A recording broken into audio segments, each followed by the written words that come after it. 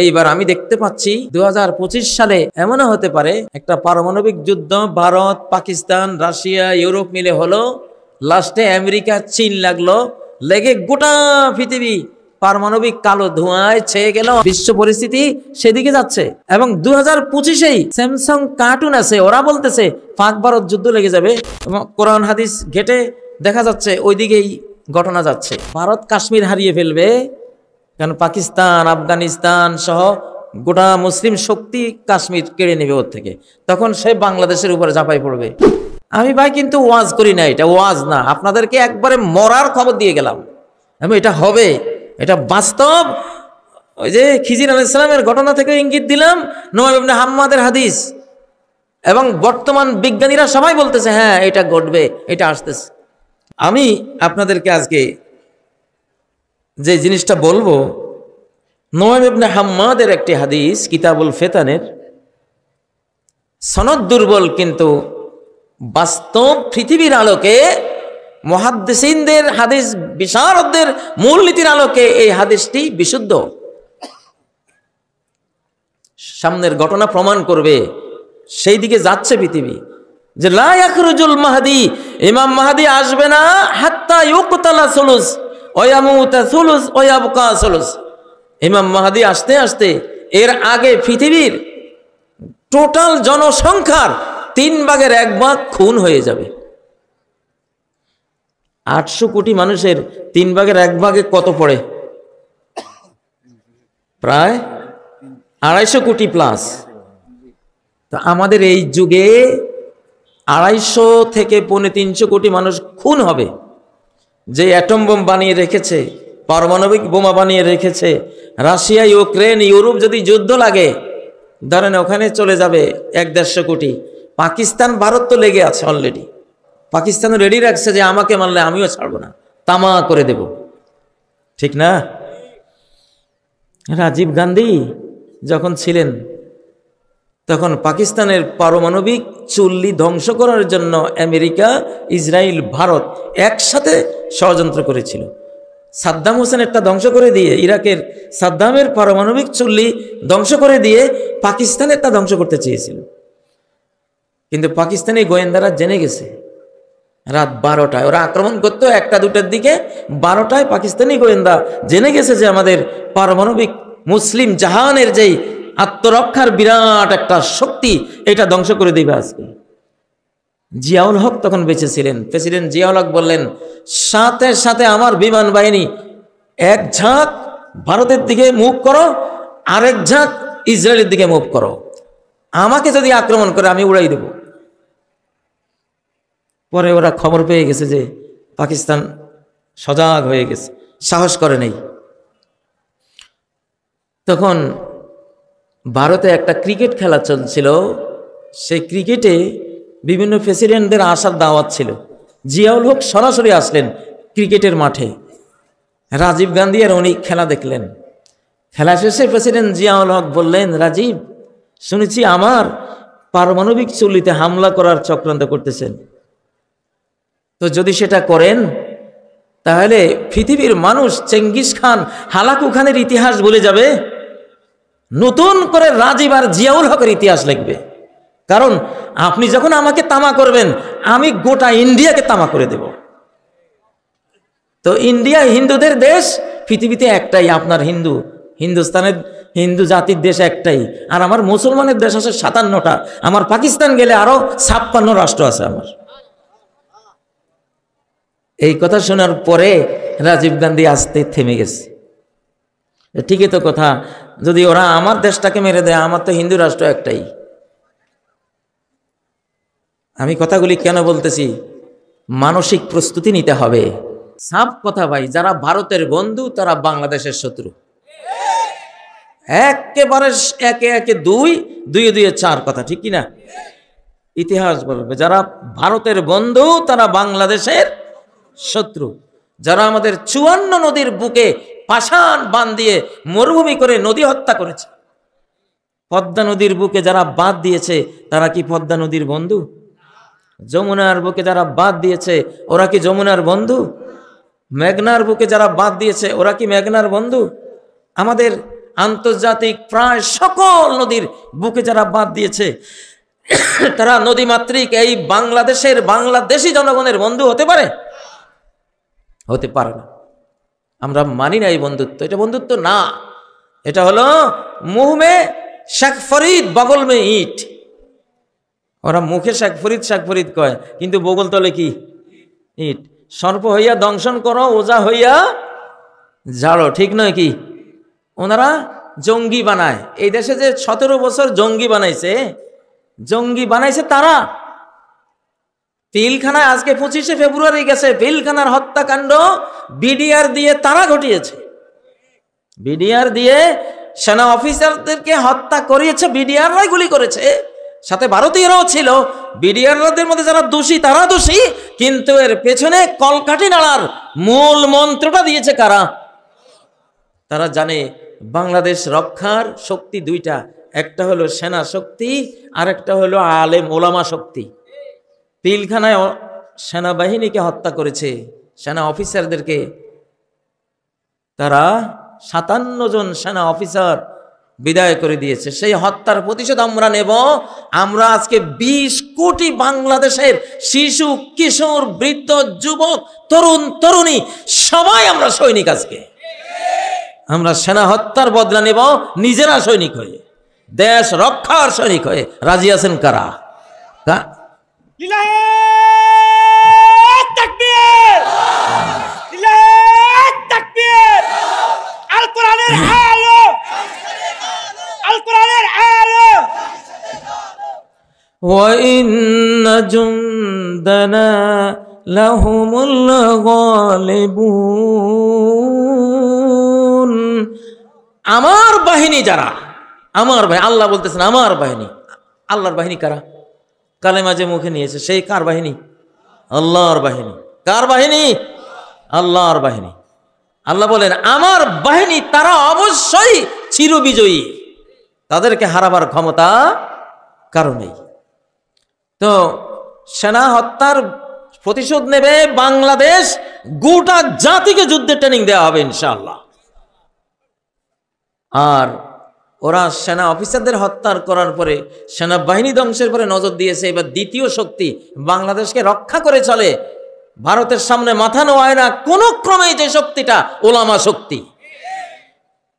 সেই ওলামা শক্তিকেই তারা দেলাওয়ার হোসেন সাঈদী রহমতুল্লাহ আলাইকে তারা হত্যা করেছে, ঠিক নয় কি? ফ্যাসিবাদীরা কয়দিন আগে ভারতে 5 জন গিয়েছিল, ভারত থেকে পরামর্শ নিয়ে এসে মেডিকেল কিলিং, ওনাকে বিষাক্ত ওষুধ দিয়ে হাসপাতালে এনে হত্যা করেছে, ঠিক নয় কি? আমরা এটা ফিজিক্যালিও জানি, আধ্যাত্মিকভাবেও জেনেছি, এটা হত্যা ছিল। মৌলানা মতিউর রহমান নিজামী, আব্দুল কাদের মোল্লা, মুজাহিদুল ইসলাম, মীর কাসেম আলী সহ তাদেরকে জুডিশিয়াল কিলিং, বিচারিকভাবে হত্যা করেছে। হাজার হাজার আলেমকে গুণ, খুন, কারারুদ্ধ, নির্যাতন, দেশান্তরিত করেছে কিনা? তাহলে সেনা অফিসার হত্যার প্রতিশোধ নেব আমরা সৈনিক হয়ে, আর ওলামা হত্যার প্রতিশোধ নেব প্রত্যেকটা ধর্মপ্রাণ মুসলমান। এইবারে আমরা আলেমদের হাতে যে কোরআন, সেই কোরআনকে আমরা ভোট দেব ইনশাআল্লাহ। এইভাবে আলেম হত্যার প্রতিশোধ আমরা নেব। যদি না নেন, এইবার যদি কোরআনের পক্ষে না আসেন, এইবার আল্লাহ তাআলা আপনাদেরকে ছাড়বে না। বস্তার পচা আলু আল্লাহ বেঁচে ফেলবেন। গৃহস্থেরা যখন দেখে বস্তার ভিতরে পেঁয়াজ, আলু পচা শুরু হয়ে গেছে, তখন পচাগুলি তাড়াতাড়ি বের করে ফেলে না দিলে, ডাস্টবিনে ফেলে না দিলে, নর্দমায় ফেলে না দিলে, ওই পচাটা বস্তায় থাকলে পুরা বস্তার ভালো আলু পেঁয়াজ সব কি নষ্ট হয়ে যাবে। যাবে কিনা? আপনারা কি পচা পেঁয়াজ হবেন, পচা আলু হবেন? কারা কারা হবেন হাত তোলেন। এই যে পাইছি, পচা আলু পচা পেঁয়াজকে যে এইবার নিয়ত করতেছে আমি কোরআনের ভোট দেব না, সেই পচা পেঁয়াজ। যে এবার নিয়ত করবে আল কোরআনকে ভোট দেব না, কোরআনের আলেমদের সাথে জোটবদ্ধ হব না, ইন্ডিয়ার পক্ষে যাব, যে নিয়ত করবে সেই পচা আলু। আমি ভাই কোনো হেয়ালি ওয়াজ করি না, আপনাদেরকে সংবাদ দিয়ে গেলাম। এই পচা আলুর কাতারে যে যাবে, ওই যে বলা হয়েছে যে 1/3 খুন হবে, 1/3 মারা পড়বে, মানে 2/3, মানে 500-550 কোটি মানুষ পচা আলু এই পৃথিবী থেকে, পৃথিবীর সৃষ্টিকর্তা, মানুষের সৃষ্টিকর্তা আল্লাহ তাআলা বিদায় করে দেবেন। এইবার আমি দেখতে পাচ্ছি 2025 সালে এমনও হতে পারে একটা পারমাণবিক যুদ্ধ ভারত, পাকিস্তান, রাশিয়া, ইউরোপ মিলে হলো, লাস্টে আমেরিকা, চীন লাগলো, লেগে গোটা পৃথিবী পারমাণবিক কালো ধোঁয়ায় ছেয়ে গেল। আর অলৌকিক যুগ, এটাই অলৌকিক যুগে যে 10টা অলৌকিক বড় বড় ঘটনা ঘটবে, একটা হলো দোকান, সূরা দোকানের আয়াত, 10 নম্বর আয়াত, ফারতাকিব ইয়াওমা তাতিস সামাউ বিদুখানিম মুবিন। অপেক্ষায় থাকো, অপেক্ষা করো, দেখতে থাকো, পর্যবেক্ষণ করো, সময় গুনো, বেখবর থাইকো না, ভয়াবহ বিপর্যয় আসবে। তুমি ইরতিকাব মানে হলো পাহারা দাও, বিশ্ব পরিস্থিতি মনিটরিং করো, খবর রাখো। আগের যুগে তো আকাশ থেকে আযাব আসতো, এবার আযাব তো মানুষের কাছে পৃথিবীর মধ্যে রেডি, ঠিক না? যে পরমাণু বোমা রেডি করে রাখছে, এগুলি যদি বাস্ট করা হয়, করবে তো, এগুলি তো বানাইছে বাস্ট করার জন্য। সেই দুর্যোগে সর্বোচ্চ 3 থেকে 4 দিন, এর বেশি না, 3 থেকে 4 দিনে পৃথিবীর 500 কোটি মানুষ বিদায় হয়ে যাবে। সেই বিপদের মধ্যে আমরা আছি। পচা আলু আল্লাহ বিদায় করে দেবে। যত মানুষ এখন বেঈমান, আল্লাহ দুনিয়াটাকে পবিত্র করবেন, দুনিয়াটাকে সাফ করবেন। গত 1 শতাব্দী ছিল শয়তানের শতাব্দী, ওই শতাব্দীতে পচাই ফেলছে পৃথিবীটাকে। এখন আর আল্লাহ সহ্য করবেন না পৃথিবীকে। উনি এখন কোরআন দিয়ে, ইসলাম দিয়ে নতুন করে শেষ জামানার শেষবারের মতো তার নবী মুহাম্মদ সাল্লাল্লাহু আলাইহি সাল্লামের রেখে যাওয়া আদর্শ জীবন প্যাটার্ন কোরআন দিয়ে পৃথিবীটাকে সুন্দর করবেন। তো এটার জন্য বাধা হবে পচা আলুগুলি, 500-550 কোটি পচা আলু, এগুলি সব বাছাই হবে এখন। খবরদার, পচা আলু কেউ হবেন না। আমি ভাই কিন্তু ওয়াজ করি না, এটা ওয়াজ না, আপনাদেরকে একবারে মরার খবর দিয়ে গেলাম। আমি এটা হবে, এটা বাস্তব। ওই যে খিজির আলাইহিস সালামের ঘটনা থেকে ইঙ্গিত দিলাম, নুআইম ইবনে হাম্মাদের হাদিস, এবং বর্তমান বিজ্ঞানীরা সবাই বলতেছে হ্যাঁ এটা ঘটবে, এটা আসতেছে, বিশ্ব পরিস্থিতি সেদিকে যাচ্ছে। এবং 2025-এই স্যামসাং কার্টুন আছে, ওরা বলতেছে পাক ভারত যুদ্ধ লেগে যাবে, পারমাণবিক যুদ্ধ, 2025। এবং কোরআন হাদিস ঘেটে দেখা যাচ্ছে ওই দিকেই ঘটনা যাচ্ছে। বাংলাদেশও এর থেকে মুক্ত না, বাংলাদেশও এর থেকে মুক্ত না। ভারত কাশ্মীর হারিয়ে ফেলবে, কারণ পাকিস্তান, আফগানিস্তান সহ গোটা মুসলিম শক্তি কাশ্মীর কেড়ে নেবে ওর থেকে। তখন সে বাংলাদেশের উপরে ঝাঁপাই পড়বে নিরুপায় হয়ে, তারও বাঁচার উপায় নেই। সে করবে এটা, সে তো ষড়যন্ত্রকারী। করতে গেলে আমরা অত ছাড়বো না, ঘাত প্রতিঘাতে আমরা দিল্লি, গোটা ইন্ডিয়া দখল করব ইনশাআল্লাহ। আমরা দখল হবো, এটা হাদিসে আছে। তো এর মধ্যে চলে যাবে কয়েক কোটি মানুষ, এই জন্য রেডি থাকেন। পচা আলু হয়ে আল্লাহর কাছে যান না, ভালো আলুরাও যাবে, তারা শহীদ হবে। কি হবে? ভালোগুলি গেলে সেটা কি শহীদ। আল্লাহ তাদেরকে বাছাই করে নিয়ে যান, অসুবিধা নাই। আমরা তো নিজেকে বিক্রি করে দিয়েছি আল্লাহর কাছে। ইন্নাল্লাহা আশতারা মিনাল মুমিনিন, আল্লাহর সাথে একটা বেচাকেনি হয়েছে কিনা আমাদের? সূরা তাওবার 111 নম্বর আয়াত, যে আল্লাহ মুমিন থেকে তাদের জান মাল সব কিনে নিয়েছে, ঠিক না? বাংলাদেশে এখন ভিতরে ভিতরে অনেক গন্ডগোল চলছে, অনেক গন্ডগোল চলছে। শত্রু দেশ থেকে আমাদের মধ্যে সংঘাত লাগাই দেওয়া হচ্ছে। এক দলের উপরে সাওয়ার হয়ে 17 বছর আমাদেরকে ধ্বংস করেছে। এখন তারা নতুনভাবে কার উপরে সাওয়ার হবে লোক খুঁজতেছে। তো বাংলাদেশে তো মীর জাফরের অভাব নাই, অভাব আছে? মীর জাফরের অভাব নাই, ভয় এখানেই। যদি শুধু মোদি দিল্লিতে বসে ষড়যন্ত্র করতে এত ভয় ছিল না, বিপদ তো হলো মুসলমান যোগ দিছে গিয়া। শত শত নয়, হাজার হাজার ফ্যাসিবাদী যোগ দিছে। এই দুই শক্তি যখন যোগ হয়, আমি যেন আমার দুই চোখে দেখতেছি এরা কি করবে। ভাই 1757 সালে মীর জাফর যখন ক্লাইভের সাথে যোগ দিছে, তখন সিরাজ খুন হয়ে 200 বছরের গোলামীর জিনজির আমাদের পায়ে লাগছে, ঠিক না? টিপু সুলতান খুন হয়েছে, ইংরেজরা পারে নাই, ইংরেজের সাথে যোগ দিছে টিপুর প্রধানমন্ত্রী মীর সাদেক শিয়া, সে যোগ দিছে। কাফেরের লগে কাফের, একা কাফের কখনো জয়ী হবে না মুসলমানের বিরুদ্ধে, এটা আল্লাহর ওয়াদা। শুধু কাফের কখনো মুসলমানের সাথে যুদ্ধ করে জয়ী হবে না। এই জন্য বুশ যখন ইরাককে মারতে আসছে, সাদ্দাম ছাড়া বাকি 20টা দেশ মুসলমানের আরব দেশগুলির সাথে নিছে না? কেন নিছে জানেন? বুশ জানে আমার সাথে মুসলমান এক দল না থাকলে আমি বিজয়ী হব না। আল্লাহ সাহায্য করবে মুমিনকে, এটা আল্লাহর ওয়াদা। ওয়াকানা হাক্কান আলাইনা নাসরুল মুমিনিন, আমার উপরে ফরজ কাফেরের সাহায্য। কার? মুমিনকে সাহায্য করা আল্লাহ বলছেন আমার উপরে ফরজ। এটা নবীজি বলছেন, আল্লাহ ওয়াদা করেছেন, আল্লাহ ইউসাল্লিতা আলা উম্মতি আদুওয়ান মিন সাওয়া আনফুসিহিম ফায়াস্তাবিহা বাইদাতাহুম হাত্তা ইউহলিকা বা'দুহুম বা'দা ওয়া ইয়াসবি বা'দুহুম বা'দা। সহিহ মুসলিমের হাদিস, যে আল্লাহ ওয়াদা করেছেন, হে মুহাম্মদ, তোমার উম্মতকে একা কোনো কাফের, ইহুদি, খ্রিস্টান, হিন্দু, বৌদ্ধ, যত বেঈমান আছে সারা পৃথিবীর, ওয়ালা ইস্তামা আলাইহিম মান বিআকতারিহা, সারা পৃথিবীর বেঈমান একসাথে হয়ে যদি তোমার উম্মতকে হামলা করে, জয়ী হবে না। আল্লাহ তাআলা তাদেরকে জয়ী হতে দেবেন না। কিন্তু তারা জয়ী হবে কখন? হাত্তা ইউহলিকা বা'দুহুম বা'দা, মুসলমানে যদি মুসলমান হত্যা করে, মুসলমান যদি মুসলমান ধ্বংস করে, মুসলমান যদি মুসলমানকে বন্দী করতে যায়, তখন দুই মুসলমান গ্রুপ যুদ্ধ লাগছে, যে কেউ জয়ী হতেই পারে। এইবার ভয় কেন জানেন? আমি ভয় পাচ্ছি মুদিকে না, মুদি জয়ী হবে না কখনো। কিন্তু মুদির সাথে কলমা পড়াও একদল গিয়ে যুক্ত হয়েছে, মুনাফেক যুক্ত হয়েছে কিনা?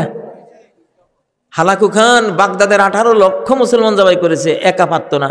নাসিরউদ্দিন তুসি এক মন্ত্রী, আলকামা আর ইবনুল আলকামি এক মন্ত্রী, 2 মন্ত্রী তলে তলে হালাকু খানের সাথে মিল দিছে। মুসলমানের কারণে হালাকু সুযোগ পাইছে, 18 লক্ষ মুসলমান বিজ্ঞানী, ওলামা এদেরকে হত্যা করেছে। তো এইবার বাংলাদেশের কপালে কিন্তু আমি দেখতে পাচ্ছি বেঈমানের সাথে যুক্ত হয়েছে আমাদের গাদ্দার বিশাল এক গ্রুপ। আবার বাংলাদেশেও লেজ নাড়াচ্ছে গাদ্দারদের আরেক এজেন্ট এখানে আছে না নাই? আপনারা আমার কথাগুলি এগুলি যে হুজুর কইতেছে আর কি, এইভাবে নেবেন না। একেবারে লিখে রাখেন, একেবারে লেখে রাখার মতো সত্য কথা বলে গেলাম, লিখে রাখার মতো সত্য কথা বলে গেলাম। বাংলাদেশ কোন দিকে যাচ্ছে, শুধু মোদির জন্য কোনো ভয়ই ছিল না। মোদির সাথে যারা যোগ দিছে গিয়া, এই মুসলমান বাংলাদেশের মুসলমানদের একটা গ্রুপ, এখন ভিতরেও আরেক এদের গাদ্দার বাহিনী, দালাল বাহিনী আছে না নাই? এগুলির শক্তি আর কাফের শক্তি, 2 শক্তি একসাথে। এই জন্য এইবার রক্ত ঝরবে ভাইয়েরা, মানসিক প্রস্তুতি। আমি এই জন্য এখন আমি ঠান্ডা ওয়াজ করতে চেষ্টা করলেও হয় না, ওয়াজটা ওইদিকে নিয়ে যায় আল্লাহ তাআলা। না, তোমার এই যুগের জন্য, বাংলাদেশের এই সময়ের জন্য এইভাবে কথা বলো, সতর্ক করো। সরকারকেও সতর্ক করছি, ভয়াবহ সতর্কতা দিচ্ছি। আমরা ইনশাল্লাহ বিজয়ী হব, কারণ আল্লাহর সাথে আছেন, আমাদের ভয়ের কিছু নাই। জীবন দেওয়ার জন্য রেডি থাকেন, সাপ কথা। জীবন গেলে যাক নাকি, আপত্তি আছে? জীবন কি থাকবে আপনার? থাকবে? আপনার নদীর কূলে এক টুকরা জমি আছে, ফাটল দেখা দিছে, এটা ভেঙে যাবে, আপনি জানতেছেন। ওই সময় কেউ যদি আসি বলে, ভাই তোমার এই জমিটা বিক্রি করো, বলে কত? বলে তোমার 100 কোটি টাকা দেব। রে পাগল করতে গেছে। আপনি কইলেন, ভাই তাহলে রেজিস্ট্রেশনের দরকার নেই, তাড়াতাড়ি টাকা দিতে জমি নেই, কেন আপনি দেখতেছেন যে এটা তো যাইব নাকি? এই সময় যদি 100 কোটি টাকা দিয়ে কিনে, এর চেয়ে লাভ আর আছে নাকি? তা আমার যে এই জীবনটা, এটা যে যাবে, কোনো সন্দেহ আছে? একই আছে না যে এই জীবনটা যাবে, মরণ একদিন আমাকে হানা দেবেই, আমি মরবই, ঠিক না?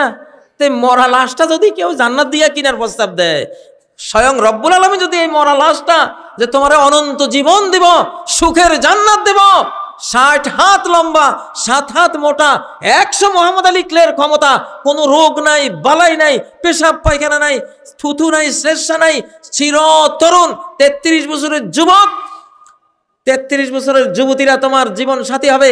স্বর্ণের রূপার ইট দিয়ে বিল্ডিং বানিয়ে কমপক্ষে 10 পৃথিবীর সম্রাট বানিয়ে দেব, এরকম ওয়াদা যদি কেউ দেয়, এই জীবনটা তারা দিতে কোনো দেরি করার সুযোগ আছে? কারা রাজি আছেন?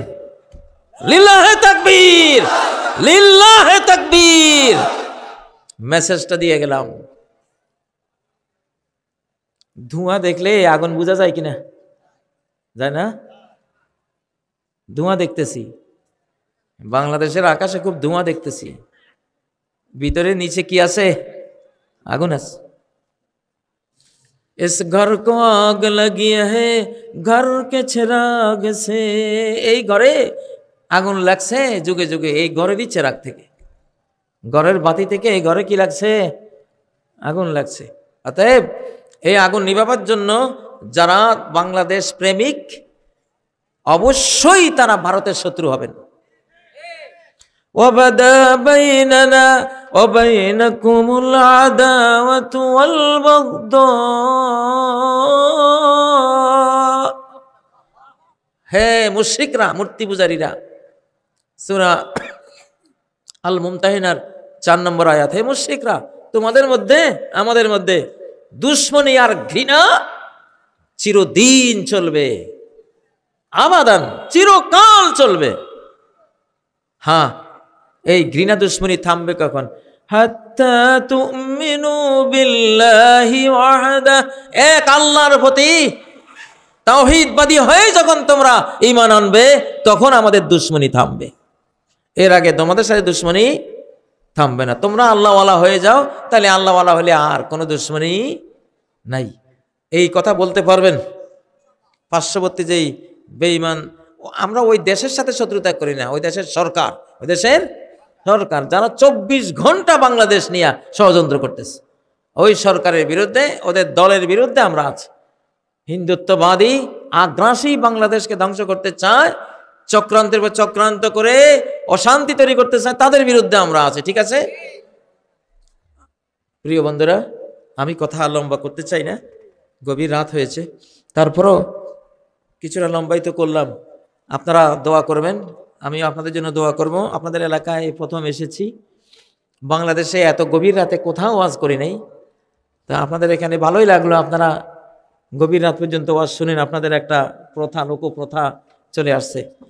তো জিন্দা মুর্দা যারাই আছেন, আল্লাহ সবাইকে ক্ষমা করেন, সবাইকে নিরাপত্তা দান করেন, সবাইকে রিজিক দান করেন, হেদায়েত দান করেন, উচ্চ মর্যাদা দান করেন।